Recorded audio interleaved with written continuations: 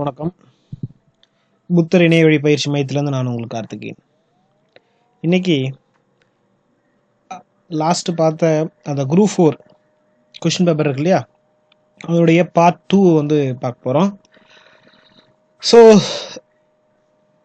பாருங்கள், ஃபஸ்ட்டு ஏற்கனவே அதில் வந்து ஒரு 9 சம் கிட்டத்தட்ட நடத்தியிருப்பேன். ஸோ மீதி சம் வந்து இப்போ பாருங்கள். The cricket player Dhoni average in the first 30 match was 72 runs. After 31st match, his average raised as 73 runs. How many runs did he make in 31st match அப்படின்னு சொல்லி வந்து கேட்குறாங்க. So இது சாதாரண ஒரு ஆவரேஜ் ப்ராப்ளம் தான், ஓகேவா? So இந்த சாதாரண ஆவரேஜ் ப்ராப்ளம் எப்பவுமே எப்படி போடுவோமோ அது மாதிரி தான் போட போகிறோம். So average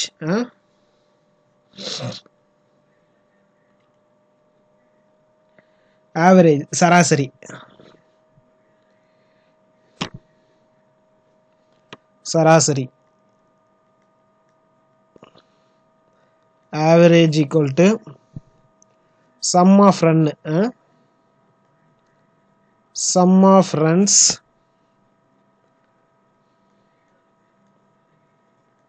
divided by number of matches. ஓகேவா? number of match. ஸோ இப்படி தான் வந்து என்ன பண்ணுவோம், நம்ம எப்பயுமே வந்து ஒரு ஆவரேஜ் கண்டுபிடிக்கணும். எப்படி பண்ணணும், அந்த எத்தனை மேட்ச்சில் அவர் அடித்த ரொம்ப ரன்னோ அந்த ரன்னுடைய கூடுதல் டிவைட் பை அந்த number of match, total match இருக்குல்ல, அதை இது பண்ணுவோம். ஸோ இங்கே என்ன சொல்லியிருக்காங்கன்னா, தோனி வந்து ஃபஸ்ட்டு 30 மேட்ச்சில் அவருடைய ஆவரேஜ் ரன் வந்து 72, ஓகேவா? ஸோ அப்போது சம் ஆஃப் ரன் வந்து என்னவா இருக்கும், ஓகேவா? சம் ஆஃப் ரன் வந்து என்னவா இருக்கும் அப்படின்னு சொல்லிட்டு வந்து பாருங்க. அப்போ சம் ஆஃப் ரன் வந்து என்னவா இருக்கும், அப்போ சம் ஆஃப்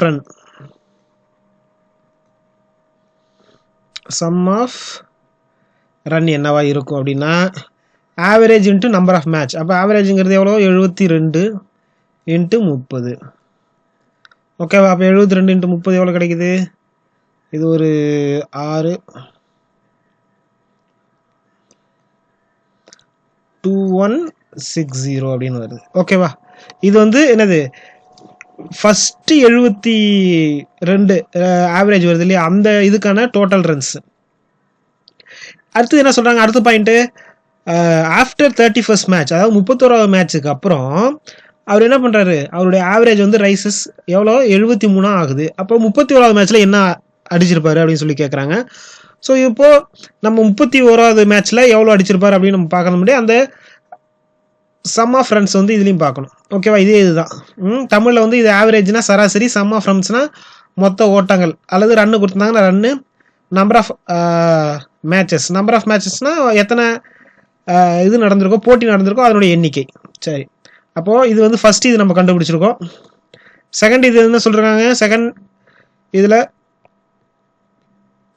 ஆவரேஜ் வந்து கொடுத்துருக்காங்க. எவ்வளோ ஆவரேஜ், 73. இதில் நம்பர் ஆஃப் மேட்சஸ் எவ்வளோ, 31. ஸோ அப்போ 73 இன்ட்டு 31, அப்போ எவ்வளோ கிடைக்கும், இது பெருக்கும்போது 2263. ஸோ அப்போ இதனுடைய டிஃப்ரென்ஸ் எவ்வளோ வருது, அப்போ பார்த்தீங்க அப்படின்னா 301. அப்போ எவ்வளோ வருது, 103 கிடைக்குது, ஓகேவா? அப்போது அவர் வந்து 73வது ஆவரேஜ் வரக்கூடிய அந்த 31வது மேட்ச்சில் அவர் எவ்வளோ அடிச்சிருப்பாரு அப்படின்னா 103 ரன் அடிச்சிருப்பார். சொல்கிறது புரியுதுங்களா? ஸோ அப்போ 103 ரன்னு இதில் இருக்குது. ஸோ 103 ரன்னு அடிச்சிருப்பாரு. ஸோ அடுத்த ப்ராப்ளம் போகலாம். இது பாருங்கள், இந்த அரேஞ்சிங் இன் அசெண்டிங் ஆர்டர், ஏறு வரிசையில் எழுதுக அப்படின்னு சொல்லி வந்து கொடுத்துருக்காங்க. ஸோ இதை வந்து 2 மாடலில் வந்து போடலாம். ஒன்று இதை டைரெக்டாக டிவைட் பண்ணிக்கலாம், ஓகேவா? டைரெக்டாக டிவைட் பண்ணி போடலாம். அப்படி இல்லைன்னா இந்த நம்பர் எல்லாத்தையும் டினாமினேட்டர் எல்லாத்துக்கும் எல்சிஎம் எடுத்து அதுக்கப்புறம் வந்து போடலாம். இது கொஞ்சம் ஈஸியான நம்பர் இருக்கிறதால நம்ம என்ன பண்ணிடலாம், ஈஸியாகவே நம்ம வந்து டினாமினேட்டருக்கு எல்சிஎம் எடுத்துடலாம். ஏன்னா இங்கே இருக்கிறது என்னது, 4, 2, 8 அப்படிங்கிற ஒரு சிம்பிள் நம்பர் தான் இருக்குது, ஓகேவா? சரி பாருங்கள், நான் 2 மெட்டர்லையும் போட்டு காமிக்கிறேன். ஃபஸ்ட்டு வந்து 3/4, 1/2, 5/8. அப்போ இந்த டினாமினேட்டர் எல்லாத்துக்கும் எல்சிஎம் எடுக்கிறோம். இப்போ பாருங்கள், இந்த 2 வந்து இந்த 8ல் அடங்கிடும், இந்த 4ம் 8ல் அடங்கிடும். அப்போ எல்சிஎம் என்ன தான் வரும், 8 தான் வரும். சொல்கிறது புரியுதுங்களா? அப்போ எல்சிஎம் 8 வரும். ஸோ அப்போது டினாமினேட்டர் 8ங்கிறதால எல்லா டினாமினேட்டரும் 8 மாற்றுறேன். ஸோ இதை நான் 8 மாற்றணும் என்ன பண்ணணும், மேலே கீழியும் 2 அடி பெருக்கணும். அப்போ நான் 2 அடி பெருக்கிறேன், எனக்கு என்ன கிடைக்கும், 6/8ன்னு வரும். ஸோ இந்த டினாமினேட்டர் அது மாதிரி எனக்கு வந்து 8 கிடைக்கணும். அப்போ என்ன பண்ணுறேன், இங்கேயும் 4 அடி பெருக்கிறேன். நியூமரேட்டர் டினாமினேட்டர் ரெண்டுத்துலையும் 4 அடி பெருக்கிறேன், எனக்கு என்ன கிடைக்கும், 4/8. இது வந்து என்னது, 5/8. அப்போ டினாமினேட்டர் எல்லாமே வந்து என்னது இருக்கு, சேமா இருக்கு. அப்போ இப்போ வந்து என்ன பண்ணலாம், இதை வந்து அசெண்டிங் ஆர்டரில் எழுதிடலாம். ஓகேவா? ஸோ அப்போ என்ன கிடைக்கும், 4/8 ஏறு வரிசையில் எழுதுறேன். அதுக்கப்புறம் என்னது 5/8, அதுக்கப்புறம் என்னது 6/8. ஸோ அப்போ 4/8க்கு வேல்யூ வந்து நம்ம என்ன போட்டிருக்கோம், 1/2. 1/2, 5/8, 5/8 5/8 தான், அதுக்கடுத்து என்னது 3/4. இது இப்படி பண்ணலாம். அப்படி இல்லைன்னா இதை வேற ஒரு மெத்தடில் பண்ணலாம். அப்படின்னா இதை டைரெக்டாக நம்ம வந்து டிவைட் பண்ணிக்கலாம். ஓகேவா? டைரெக்டாக என்ன பண்ணிடலாம், டிவைட் பண்ணிக்கலாம். ஸோ டிவைட் பண்ணால் டைரெக்டாக நம்ம டிவைட் பண்ணால் நமக்கு என்ன கிடைக்கும், இது கிடைக்கும். இப்போ பாருங்கள், 3/4 நான் டிவைட் பண்ணுறேன். ஸோ 3/4 நான் டைரெக்டாக டிவைட் பண்ணும்போது எனக்கு என்ன கிடைக்குது, 0.75 அப்படிங்கிற ஒரு ஆன்சர் எனக்கு வருது. இந்த 1/2 நான் டிவைட் பண்ணுறேன், எனக்கு என்ன கிடைக்கும், 0.5 அப்படிங்கிற ஒரு ஆன்சர் வரும். அதே மாதிரி 5/8 இருக்கு இல்லையா, 5/8 வந்து நான் டிவைட் பண்ணுறேன். அப்போ எனக்கு என்ன கிடைக்கும், 0.625. ஸோ அப்போ ஏறு வரிசையில் எழுதும்போது என்ன, இதை ஃபஸ்ட்டு எழுதணும், இதை வந்து செகண்ட் எழுதணும். ஓகேவா? இதை தேர்ட் எழுத போகிறோம். ஸோ அப்போ ரெண்டும் ஒன்று தான். இது வந்து எல்சிஎம் வச்சு கண்டுபிடிக்கிற மாடல், இது வந்து என்னது டைரெக்டாக டிவைட் பண்ணி போடுற மாடல். ஓகேங்களா? புரியுதுங்களா? சரி, அடுத்த ப்ராப்ளம் போகலாமா? அடுத்த ப்ராப்ளம் பாருங்க. இன் a 2020 match Raju hits 6 10 times out of a 50 balls he played. If a ball was selected a random, find the probability that he would not have a hit 6. Tamil என்ன சொல்லியிருக்காங்க பாருங்க. 2020 மட்டைப்பந்து போட்டியில் ராசு 50 பந்துகளை எதிர்கொண்டு 10 முறை 6 ஓட்டங்களை எடுத்தார்.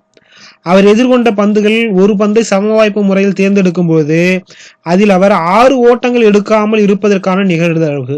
ஸோ 6 ஓட்டங்கள் எடுக்காமல் இருப்பதற்கான நிகழ்தகவு கேட்குறாங்க. நம்ம ஃபர்ஸ்ட் என்ன கண்டுபிடிக்கணும், இதெல்லாம் 6 ஓட்டங்கள் எடுப்பதற்கான நிகழ்தகவு என்னன்னு கண்டுபிடிச்சா நமக்கு அதுக்கப்புறம் என்னது 6 ஓட்டங்கள் இல்லாமல் இருப்பதற்கான நிகழ்தகவு என்ன அப்படின்னு சொல்லி வந்து பார்க்கலாம்.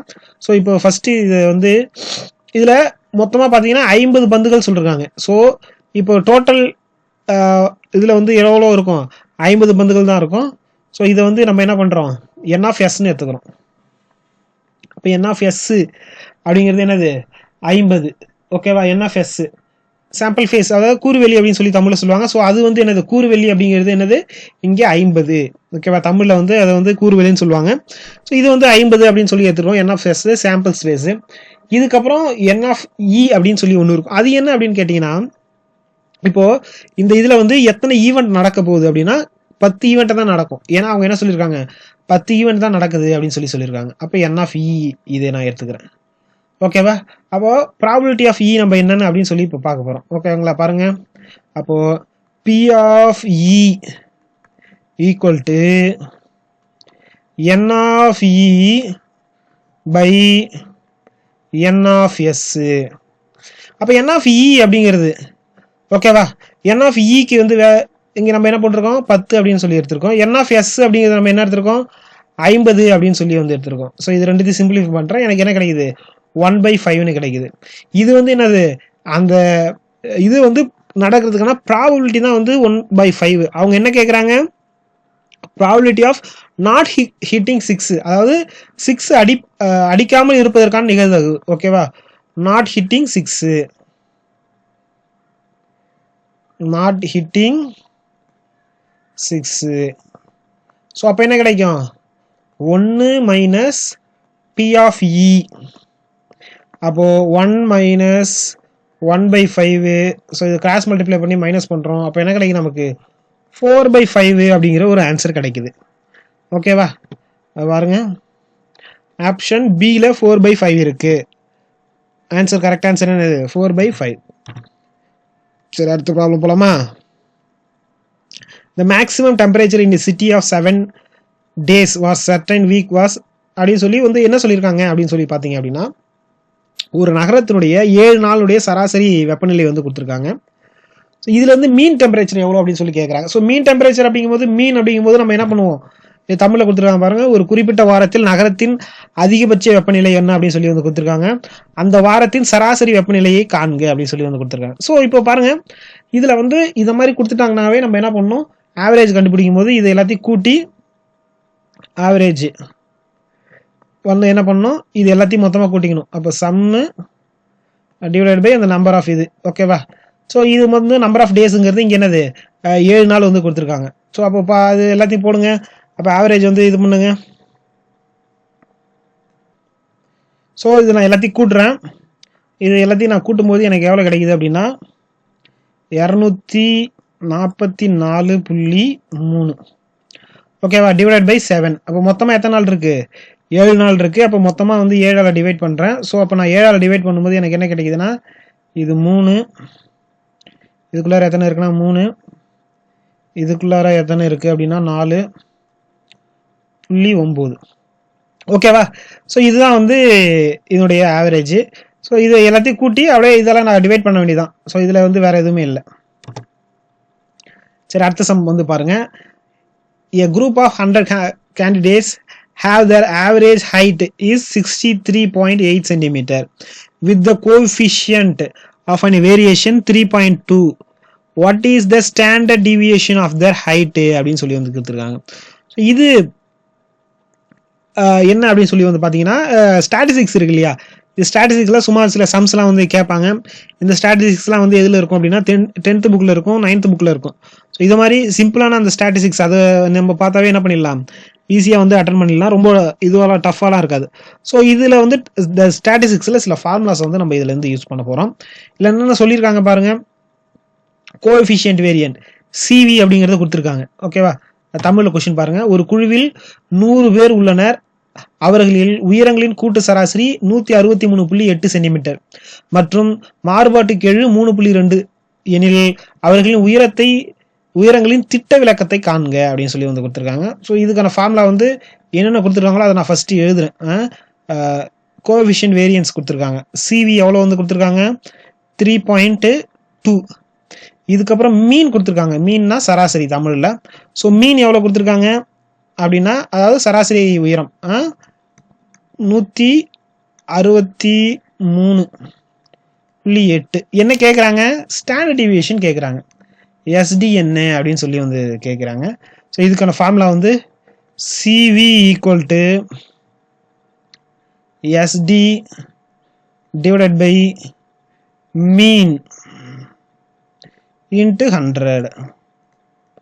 அப்போ சிவி அப்படின்னா என்னது, 33.2 into SD divided by 163.8 into 100. ஓகேவா? ஸோ இது வந்து இதில் இந்த ஃபார்முலா அப்படிங்கிறது அடிக்கடி கேட்குற ஃபார்முலா. இதே சம அடிக்கடி கேட்பாங்க. இது வேல்யூ மட்டும் மாற்றி மாற்றி கேட்பாங்க. ஸோ இது வந்து ரொம்ப important formula. CV equal to SD divided by mean into 100. So இது எல்லாத்தையும் போடுறேன். ஸோ இதை வந்து இங்கே என்ன பண்ணுறேன், கிராஸ் மல்டிப்ளை பண்ணுறேன். ஓகேவா? ஸோ கிராஸ் மல்டிப்ளை பண்ணுறேன். கிராஸ் மல்டிப்ளை பண்ணி 100ஆல் டிவைட் பண்ணுறேன். ஸோ கிராஸ் மல்டிப்ளை பண்ணி 100ஆல் டிவைட் பண்ணால் எனக்கு என்ன கிடைக்குதுன்னா, எஸ்டி ஈக்குவல் டு 5.24 அப்படிங்கிற ஒரு ஆன்சர் வருது. ஓகேவா? ஸோ அவங்க எஸ்டியோட ஆன்சர் என்னது, 5.24ன்னு கொடுத்துருக்காங்க. ஸோ இதுதான் நமக்கும் கிடைக்கிற ஆன்சராக இருக்குது. ஓகேவா? இது புரியுதுங்களா? இந்த ஃபார்முலா அப்படிங்கிறது அடிக்கடி இந்த ஃபார்முலா வச்சு சம்ஸ் கேட்பாங்க. ஓகேவா? சரி, அடுத்த ப்ராப்ளம் வந்து போகலாம்.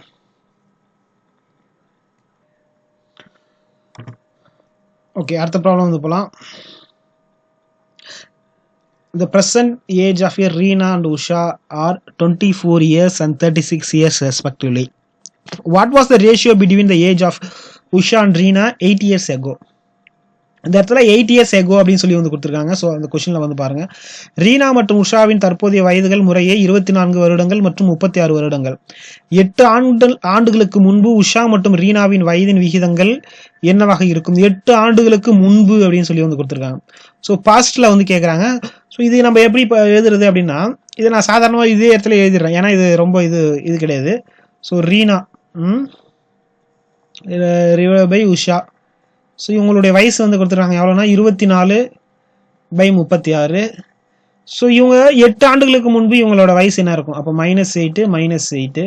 So that is equal to இதை நான் வந்து ஒரு இதை வந்து நான் மைனஸ் பண்ணுறேன். ஓகேவா? ஸோ மைனஸ் பண்ணால் எனக்கு என்ன கிடைக்கும்? 16 அப்படின்னு சொல்லி வந்து கிடைக்கும். சரி, 16 இதில் வந்து 8 போயிடுச்சு அப்படின்னா என்ன கிடைக்கும்? 28. ஸோ இதையும் அடிக்கிறோம். 4 டேபிளால் அடிக்கலாம். இது 4, இது 7. அப்போ 4/7 யாரு? ரீனாவோட ஏஜ் 4, உஷாவோட ஏஜ் 7. இதில் ஒரு விஷயம் என்னன்னா, கொஷினில் வந்து மாற்றிக்கிட்டு இருக்காங்க பாருங்களேன். உஷா மற்றும் ரீனாவின் வயது கொடுக்கும்போது என்னது? ரீனா உஷான்னு கொடுத்துட்றாங்க. ஆனால் கேட்கும்போது உஷா ரீனா அப்படின்னு சொல்லி வந்து கேட்குறாங்க. நம்ம என்ன பண்ணக்கூடாது? 4:7 அப்படின்னு சொல்லி வந்து போடக்கூடாது. அப்போ என்ன பண்ணணும்? 7:4 அப்படின்னு சொல்லி இந்த ஆன்சர் தான் நம்ம டிக் பண்ணணும். சொல்றது புரியுதுங்களா? உஷா மற்றும் ரீனாவின் வயது அப்படின்னு சொல்லி கேட்குறாங்க இந்த இடத்துல. ஓகேவா? சரி, அடுத்த ப்ராப்ளம் போலாமா? சரி, இது இந்த டாபிக் வந்து 9th இருக்கும். முருடுகள் அப்படின்னு சொல்லிட்டு வந்து ஒரு டாபிக், சர்ஸ் அண்ட் இண்டீசஸ். ஸோ அதில் கொடுத்துருக்க இந்த டாப்பிக்கே நம்ம போகணும் அப்படின்னா சில அடிப்படை ஃபார்முலாஸ்லாம் நமக்கு வந்து தெரியணும். ஓகேவா? இந்த ஃபார்முலாஸ்லாம் என்னென்ன ஃபர்ஸ்ட்டு அப்படிங்கிறத பார்க்கலாம்.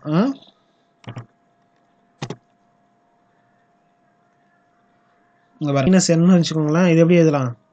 a/m n முன்னாடி ஒரு மைனஸ் போட்டுக்கலாம். ஓகேவா? இதையும் இன்னும் மாற்றி எழுதுனா 1/a/mn எழுதலாம். அப்போ a/-n எழுதுனா என்ன பண்ணணும்? 1/a/n எழுதலாம். இப்போ a/1/a/-m அப்படின்னு எழுதுனா என்ன பண்ணணும்? a/m அப்படின்னு சொல்லிட்டு வந்து எழுதலாம். ஓகேவா? ஸோ இதெல்லாம் வந்து பேசிக்கான ஃபார்முலாஸ். இதை வந்து நம்ம வந்து முன்னாடியே வந்து கிளாஸில் வந்து எடுத்துருப்போம். சரி, இவங்க கொஷினில் என்ன சொல்கிறாங்க? First 3³ power -2 into 2² into -3 divided by 2/4 into -2 into 3/4 -4 into 4². இது இந்த பிராக்கெட் உள்ள இருக்கு இல்லையா? இது எல்லாத்தையும் வந்து இது பண்ணி எழுதிக்கோங்க. அப்போ 3³ என்ன கிடைக்கும்? 27. 27 பவர் -2 இன்ட்டு 2² என்ன கிடைக்கும்? 4 பவர் -3 டிவைடட் பை இது பார்த்தீங்கன்னா 2/4. 2/4 உடைய வேல்யூ என்னது? 16. ஓகேங்களா? 2/4 உடைய value 16 power -2 into 3 power -4 into 4². இது என்ன பண்ணுறோம்? நம்ம மேலே கொண்டு வரோம், இது கீழே கொண்டு வரோம். ஸோ இப்போ நான் மேலே கொண்டு போகிறேன். இது வந்து இந்த ஃபார்முலா யூஸ் பண்ணுறோம். ஓகேவா? இந்த ஃபார்முலாவும் யூஸ் பண்ணுறோம். ஸோ ரெண்டுத்தையும் யூஸ் பண்ணும்போது நமக்கு என்ன கிடைக்குது அப்படின்னு சொல்லிட்டு வந்து பாருங்கள். 20 இந்த 3/4 இருக்கு இல்லையா? அது வந்து மேலே போடுறோம். 3 இன்ட்டு 3 இன்ட்டு 3 இன்ட்டு 3 ஆகிடும். ஓகேவா? இந்த 16 பவர் -2 இருக்குல்ல, இது மேலே போச்சுன்னா என்ன கிடைக்கும்? 16 இன்ட்டு 16 அப்படின்னு வரும். இந்த 4 வந்து இங்கே கீழே வரும். ஸோ இங்கே கீழே வந்துட்டு இது இதாகும் பாருங்கள். 4 பவர் -2 நம்ம இந்த இடத்துல வந்து -2 வந்து விட்டோம். ஸோ இந்த -2 வந்து போட்டுக்குவாங்க. ஸோ -2 இங்கேயும் போடுறோம், இங்கேயும் போடுறோம். ஸோ இது கீழே வந்துச்சுன்னா இதோடைய வேல்யூ என்ன ஆகும் அப்படின்னு பார்த்தீங்கன்னா, இந்த 4 பவர் -2 + 3 அப்படின்னு வரும். அப்போ என்ன கிடைக்கும்? 1/4 அப்படின்னு சொல்லி இங்கே கீழே வரும். ஓகேவா? ஸோ அப்போ அந்த 27 இருக்குல்ல, அது கீழே வரும். அப்போ 27 இன்ட்டு 27 இன்ட்டு 4. இப்போ பாருங்க, சிம்பிளிஃபை பண்ணுறேன். இந்த 16க்கும் இந்த 4ஐயும் அடிச்சிடலாம். இங்கே என்ன கிடைக்கும்? நமக்கு 4 வரும். இந்த 27 இங்கே பாருங்க, இதையும் அடித்தா 9, இதையும் அடித்தா என்ன கிடைக்கும்? 9. இதையும் அடித்தா 3, இதையும் அடித்தா நமக்கு முடிஞ்சிடும். ஓகேவா? ஸோ அப்போ நமக்கு என்ன கிடைக்குது அப்படின்னு சொல்லி 16 இன்ட்டு 4 டிவைடட் பை 9 அப்படின்னு சொல்லி ஒரு வேல்யூ கிடைக்கும். ஸோ அப்போ நமக்கு என்ன கிடைக்குது அப்படின்னு சொல்லிட்டு வந்து பாருங்கள். ஸோ இது பண்ணால் என்ன கிடைக்குது 64. ஓகே, 64/9. ஸோ அப்போது 64லாம் இது 7 1/9 அப்படின்னு சொல்லி ஒரு ஆன்சர் கிடைக்கும். அப்போ ஆன்சர் வந்து என்னது 7 1/9 அப்படிங்கிற ஒரு ஆன்சர் வந்து கிடைக்கும். ஸோ மீதி சம்லாம் வந்து பார்ட் 3ல் வந்து நம்ம வந்து பார்க்கலாம். ஸோ இதுக்கே வந்து ஒரு 25 மினிட்ஸ் மேலே ஆச்சு. ஸோ புத்தா அகாடமி பார்த்தீங்க அப்படின்னா ஆன்லைன் மேக்ஸ் பேட்ச் வந்து போட்டிருக்கோம். இப்போ நம்ம வந்து நீங்கள் எப்படி பார்க்குறீங்களோ இதே மாதிரியான ஒரு வீடியோஸ் வந்து உங்களுக்கு வந்து கிடைக்கும். அது எல்லாமே ரெக்கார்டட் வீடியோஸ் தான் வந்து கிடைக்கும். ஸோ அந்த டெஸ்ட் பேட்ச் வந்து என்ன அப்படின்னு சொல்லிட்டு நம்ம புத்தா அகாடமியுடைய வாட்ஸ்அப் நம்பருக்கு வந்து வாட்ஸ்அப் பண்ணி கேளுங்க. ஓகேவா? ஏதாவது டவுட் இருந்துச்சுன்னா கீழே வந்து கமெண்ட் பண்ணுங்கள். Okay, thank you.